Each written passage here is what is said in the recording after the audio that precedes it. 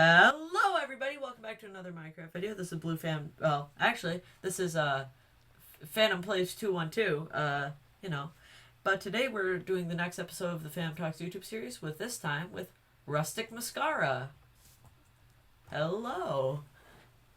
Hey, thanks for having me, and thanks Yeah, for bringing me into the world of Minecraft. It's really fun. it's a change, but I it's mean, a you can change from fly. That's GTA. cool. Yeah, Yeah, yeah, you can yeah. fly. It's a bit calmer than GTA generally. Yes. Well, Yeah, as you long got as it's that not kind of just. Minecraft. I like the music, the vibe of Yes, the music. It's the cool. music is one of the best things. Okay. Yeah, Well, while we head up to the totally not made in 30 minutes interview room. I think No, this is great. Look, I'm gonna sit around I, here. since it's not on Hypixel, we get to use the nice new blocks. Also, yeah, I should mention I'm on Bedrock version. That's why the game looks funky. Yeah, yeah. Well, Here we go. Let's have a little look out the window here. Oh yeah, yeah, look at that nice view. it is a very Right, nice sorry. view. All good. Let's go. Yeah, let's go. You okay? So obviously, let's start off. What is your channel name? That's the My basic one. my channel name is easy. It's Rustic Mascara. Okay. Now, what would you say is your main source of content? I guess it's appropriating GTA for Shakespeare and then sometimes football, Yeah. and there will be other things as well. So yeah, it's Yes. basically hijacking the game of GTA to use it for doing kind of other things like live performance and just chat. Yeah. Which it's a fun thing, and at least have some very good moments. Yeah. So, what introduced you to GTA? So I guess I should just, if I just sort of chat through about how the whole kind of thing started. Yeah, that'd be And good. so basically, and doing this, I will also give a bit of background about who I am and all that. So Yes, that would basically, probably be good. yeah. That'll be good. So the main, career so far has been as an actor, and I do all sorts of stuff, but most I do a lot of theatre, a lot of live performance, lot of theatre, and I've done all sorts in London, in New York, all around the world. Yes. And so back at the beginning of 2020, I was pretty busy, and I just started rehearsing on a big West End show. I still can't really say exactly what it was because weirdly I'm still under an NDA, even Ooh, though I'm not interesting. doing it. But so anyway, I just started rehearsing that, and then obviously in March 2020, everything went crazy, as we all know. Particularly it was tricky for the world of theatre to kind of Yes. keep going in the middle of a pandemic. I mean, obviously, the whole world, every kind of aspect, every industry was completely like just blown up, basically. So obviously, we couldn't keep doing this show that we were rehearsing, so that all stopped. And I guess I was, I was starting to think about, okay, how do you do live performance in this world where you can't congregate in a packed, darkened room Yeah. with a bunch of strangers? I mean, that's just something you really suddenly couldn't do anymore. I was thinking this was all going on in my head, like, okay, well, this is kind of like what I do, and are there any ways? I guess loads of people were thinking this at the time, right? And that's why you got a lot of this kind of like Zoom theater, which Yes. I don't know. Yeah, it was in some ways it was a good, it was a good basic idea, but it's pretty limited in what you can do. So at the same time as I was thinking about this, we were in lockdown. I was trying to get out the house every day and go for walks, especially with my children. I've got two kids, and when they were not at school anymore. So I was really trying, okay, let's try and get out, get some exercise, get some fresh air. And it was quite nice. We'd go out for walks and we'd just chat and we'd talk about all sorts of things. And a lot of the stuff we'd talk about, I talked with my son about games he was playing and YouTube videos that he was watching.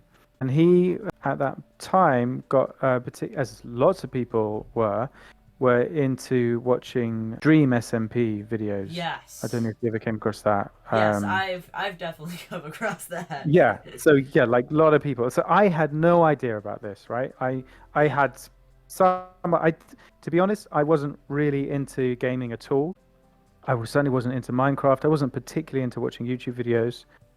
But my son was telling me about these streams and YouTube videos of the Dream SMP, and I just thought it sounded fascinating. So the way It's I kind of yeah. understood it was there was this guy, Dream, and a bunch of his YouTuber friends who had created this survival multiplayer in Minecraft, and they'd kind of created this sort of fictional, semi-fictionalized universe that was like an ongoing drama essentially, and they all Yeah. kind of playing kind of character versions of themselves. It became And theater.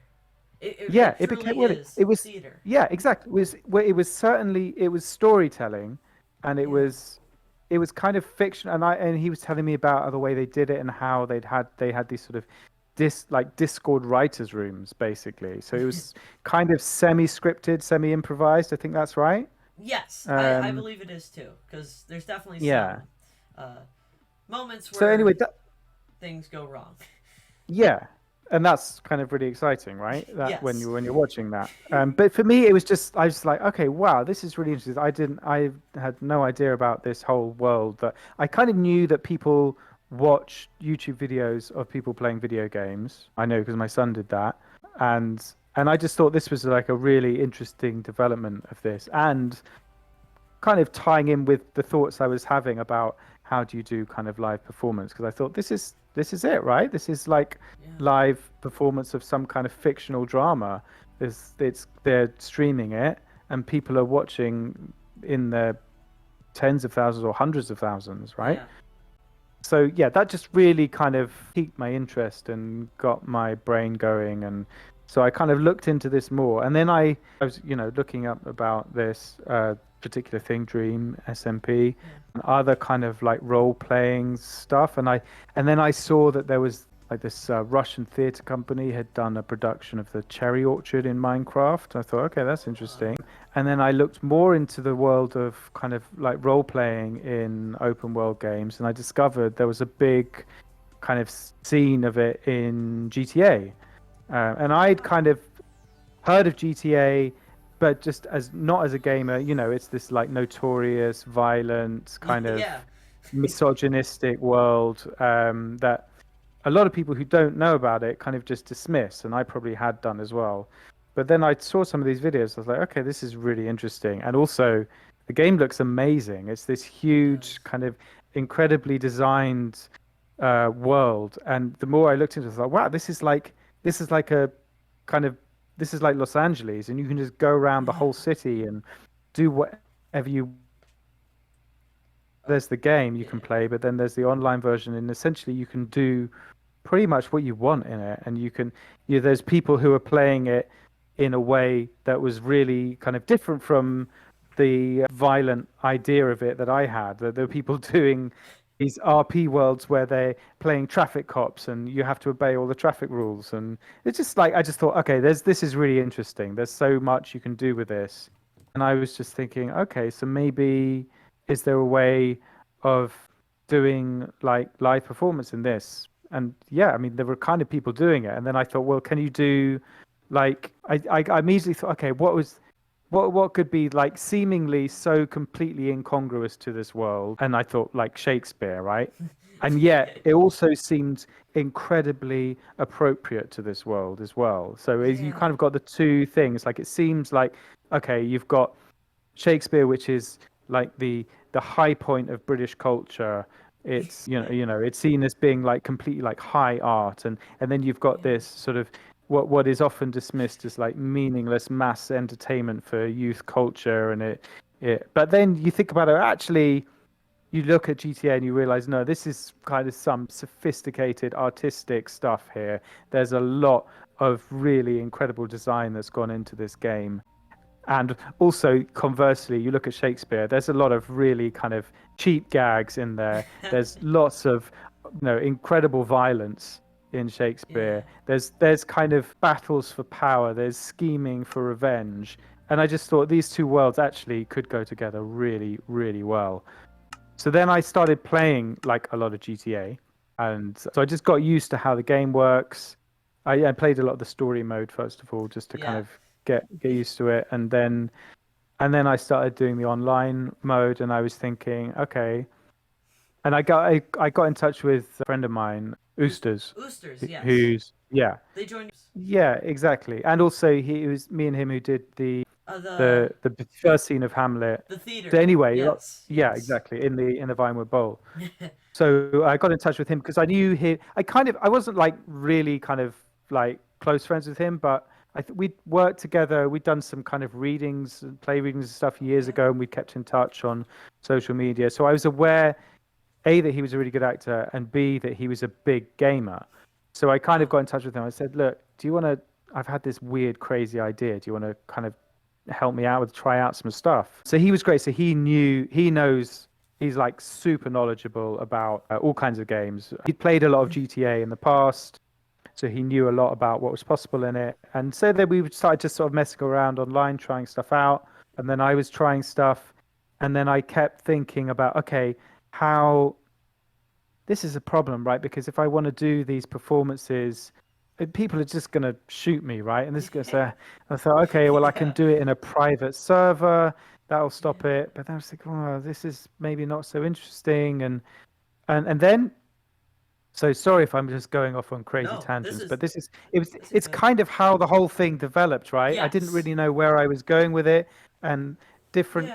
and that was the kind of exciting thing. I'd kept discovering different kind of people who were doing similar-ish stuff, and then it would lead me in a Yeah. different direction, and it just became very kind of organic in the way it developed. So I came across this Austrian art collective called Total Refusal, who made this short film all set in the game Battlefield. Oh. And it was all about, they were trying to kind of subvert these like war games to see if you could be a pacifist within these games. Oh So they were yes. like, Yeah. try and do this game and see, can you be a deserter in this game, Battlefield? And so they made this sort of short documentary film, all set in Battlefield. And it's amazing. And I came across that. And I managed to get in touch with these guys. And I had this amazing, really kind of long, intense Zoom chat with one of the guys from Total Refusal. He's called Leonard Mulner. And he was great. And we just sort of chatted about the work they were doing. And he pointed me in the direction of some other artists who had used video games in a sort of subversive way. There's another really good one, if I remember the name. They're called Eva and Franco Matas, Okay. and they made a video. It's quite a while ago, in 2010.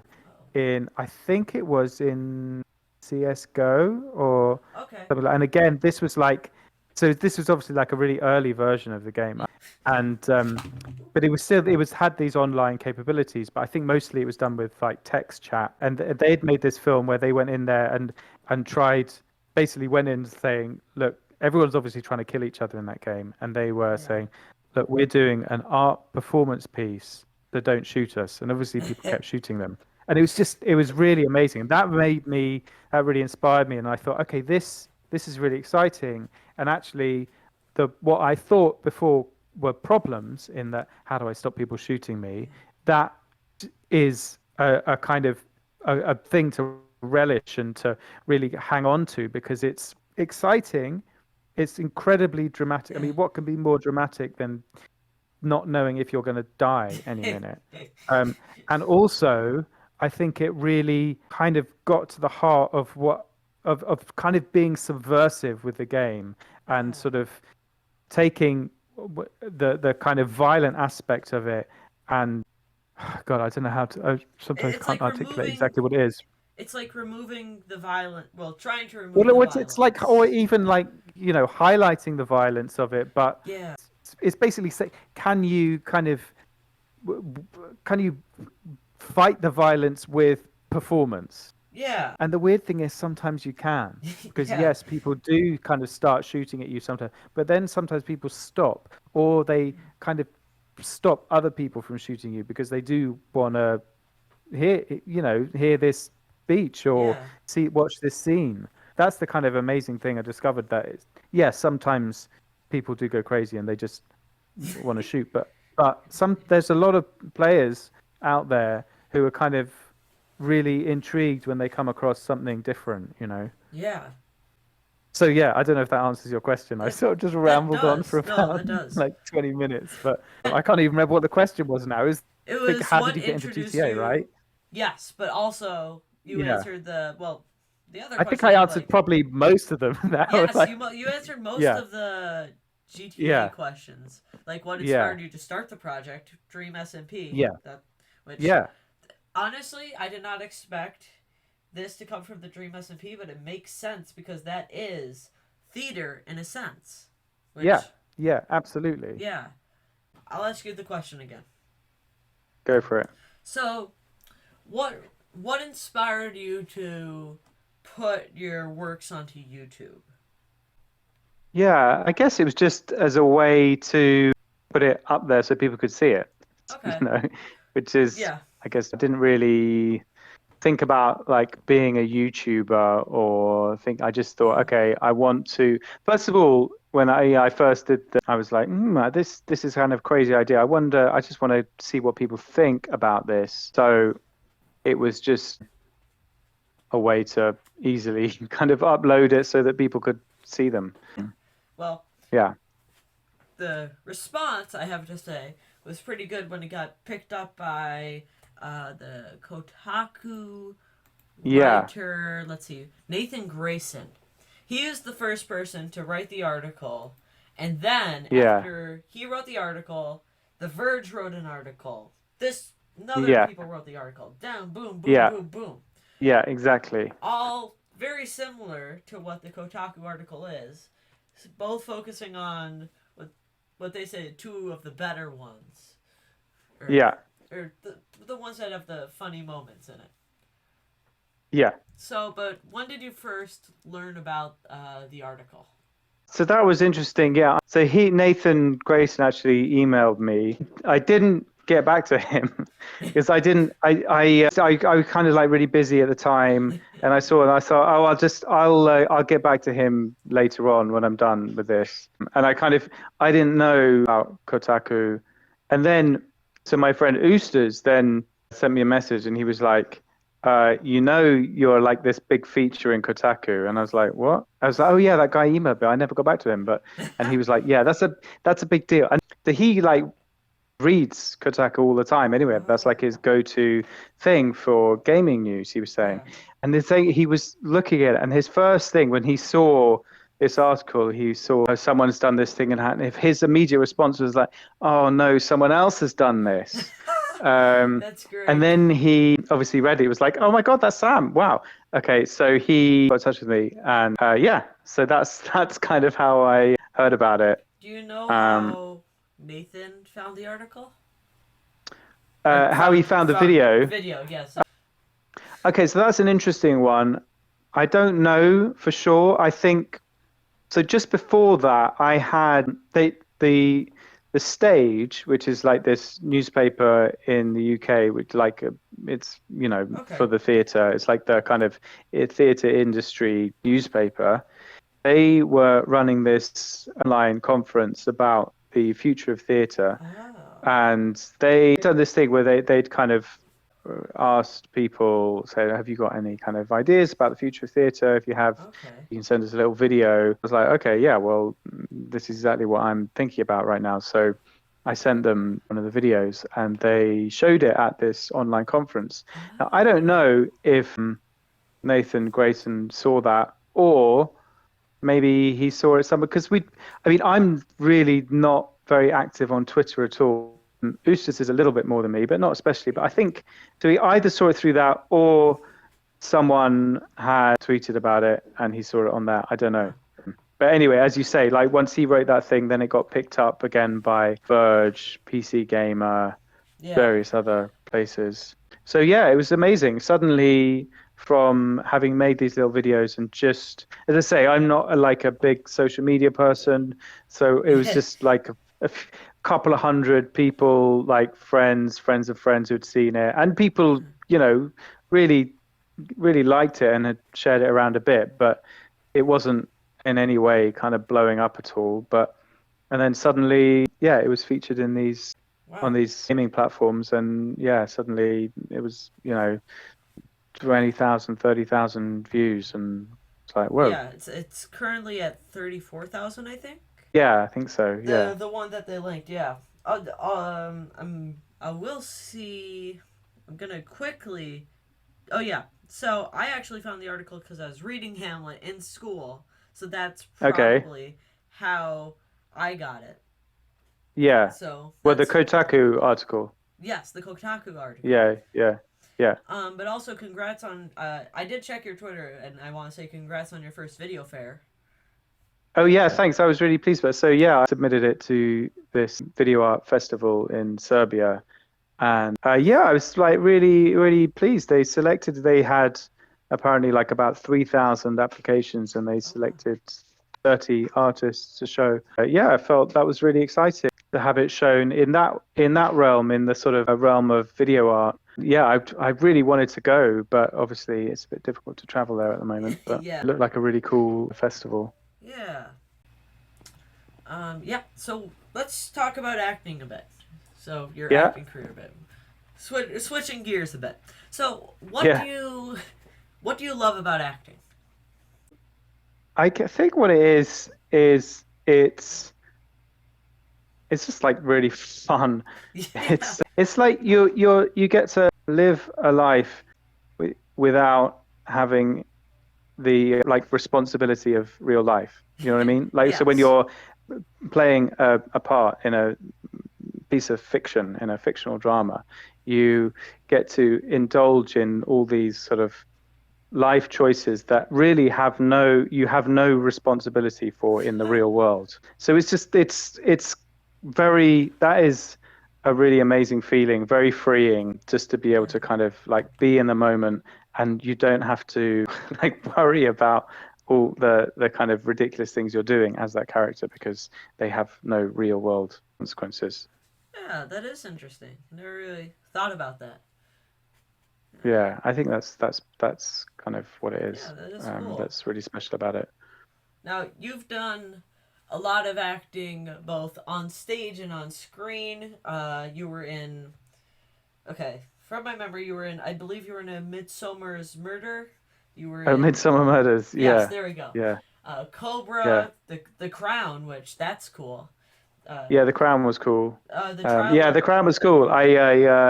When I did that, I just season of it, and I was a bit like, yeah, I'm not sure about this, but it was just so good, and I was like, yeah, okay, wow, this is such a great TV program, and Claire Foy, who plays the Queen, is yes. just incredible. And I'd actually worked with her, done a play with her at the National Theatre Oh, a that's few years cool. before that. So I was like really excited for her that she was doing that, and she was just so brilliant. And then it was like literally the day after I'd finished watching the first series, I got a call asking me to audition for the second series, and I Wow. was like, yes, please, this would be amazing. So yeah, so Yes. that was cool. Now you're also in the trial of Christine Keeler, I believe. Trailer Christine Keeley, yeah, that Yes. was a bit more recent. That was really Yeah. fun. That was yeah, this amazing story about I Yeah. don't know if you know the story. She was this young Yeah. woman in the 60s. It was like this massive scandal at the time. Yeah. Like, my parents were probably, I think, young people around that time, and everyone like that. Yeah, it was like major because it almost brought down the government. Yeah. But she was just this poor young woman who kind of got completely screwed over by the establishment. Yeah, but yeah, so that was cool. Yeah. And then Endeavor, which you have on your thing, that was a Oh yeah. good, that was a really good interrogation. I'm a big murder mystery person, so I was like, that Oh was right. Yeah. ooh, that is good. Yeah. Yeah. I really did like it. Yeah. That was cool. That's a good show. That Endeavor. Yeah, it's nice to be in these kind of big TV shows that lots of people like. Yes. Now, both on, also you did a lot on stage, a lot of things that I can't remember. Uh, we talked about one beforehand. I think I'm gonna butcher the name, but it's the last male Go on, give soprano, it a go. Yeah. Farinelli. Farinelli. That's it. You got it. Yeah. Yes. Okay. Which that's a cool one. So yeah. Yeah, that was really fun. That was really exciting. We did started off at the Sam Wanamaker Theatre, which is this recreation of an indoor Jacobean theatre Oh, at the that's cool. Globe, which is just the most beautiful little theatre, all lit by candles. Very Oh, small, intimate theatre, seats about 200 or 300. wow. And we just did it there for like 2.5 weeks. It was a really quite kind of low key in a way, although it wasn't that low key because Mark Rylance was in it and he's like a big deal. Yeah. But anyway, then we did it, transferred it into the West End, and then a couple of years later we went to Broadway in New York. So that was just like, yeah, that was really, really fun. Just being in New York for 4 months and doing that show, and it was like this because partly because it was it was a really great show, but also because of Mark being who he is. It was just like a really hot ticket, and everyone wanted to come and see it. So you just get all sorts of people coming and coming backstage and hanging out with us afterwards. So it's just like it's just really, really exciting. When you got like Denzel Washington coming to see you, Whoopi Goldberg, Steven Spielberg, Yeah. Harvey Keitel. Just like it was just it was fun. Now, this is probably going to be a hard question, but what do you think your favorite acting job is so far? But if you don't have a favorite, top three. Okay, so that's a really hard question, but okay, so I'd say like I would say I've been like really lucky in my career to just do loads of jobs Yeah. that I really, really love doing. Been really great in all sorts of different ways. I'd say, and maybe, my answer might change from time to time, but I'd say right now, thinking about it, the first time I performed at the Globe, at Shakespeare's Uh, Globe Theatre, I did a production of Othello and I played Rodrigo. oh, And that, I don't know if you know the Globe, so that's like a recreation of the original Globe Theatre, which is yes. like this outdoor space, and there's the stage, and then there's the seating around the edge, and then there's like room for 700 people to stand in the middle. Yeah. So I remember the first performance we did of that, and so that was my first time performing in that theatre. Ooh. I'd seen stuff there before, and it was just like amazing. Just the atmosphere of just stepping out onto that stage, and there's like 1,500 people out there. Half of them are standing. You have this really intense, direct relationship with the audience there because so normally in a theatre, right, you're on stage, bright lights shining on you. You can't see the audience at all. So there's this, there's certain like kind of weird distance that you get. Then Yeah. it's quite difficult sometimes to get a connection. Whereas in the Globe, you're in like shared light, right? There's Yeah. no you can see into the eyes of individual audience members, Wow. and it's just incredibly exciting as a performer and as an audience member there. Yeah. So I'm just gonna say recap what happened at the end, because that I feel like that's the best option here. I'll be real. So what he was finishing up saying before it cut out is the favorite acting job there. He loved the feel of it, where you can just see, you can really see the people. You can look them in the eyes and love that, and that's why he responds to a lot of the YouTube comments and stuff, because it's very similar to that, but on YouTube. Um, Editing process, I think it was something called, I no, it's not opera. It was like Viking, I think, something like that. But also, I think Premiere a bit, OBS to record a bit. He has to use a capture card because PlayStation stuff. Uh, I believe that summarizes that one pretty well. Do you have any hobbies other than YouTube and acting? He is trying to learn how to play piano, and also reading. He asked me like what some of my hobbies are. Music. I'm a big music person. Reading, video games. That wasn't obvious. Um, Baking. I do a lot of things. um, then I asked him, "What do you want for the future of your career, channel or career?" And we kind of started talking about how like I'll tie this in with the next question too, but like, he wants to just produce good content and not really care about the numbers, which it's like something that I think all beginning YouTube people really need to deal with. All around, you should really care about the content, because that's what it is. YouTube is for people trying to make content. And yeah, I think that summarizes the interview. And at the end, of course, we put down the sign, and I'll put this over into Hypixel and plop down the date too. Yeah, I think that generally covers it. Well, I hope you guys enjoyed the video. I enjoyed it. Again, thank you, Rustic, for coming on to my show. And yeah, guys, always remember to... Well, no, I'm not even going to say that. Subscribe if you want to. You don't even have to like the videos. Those I really don't care about, but whatever. But yeah, I'll see you guys all next time. Oh, hi, Mr. Sheep. Bye!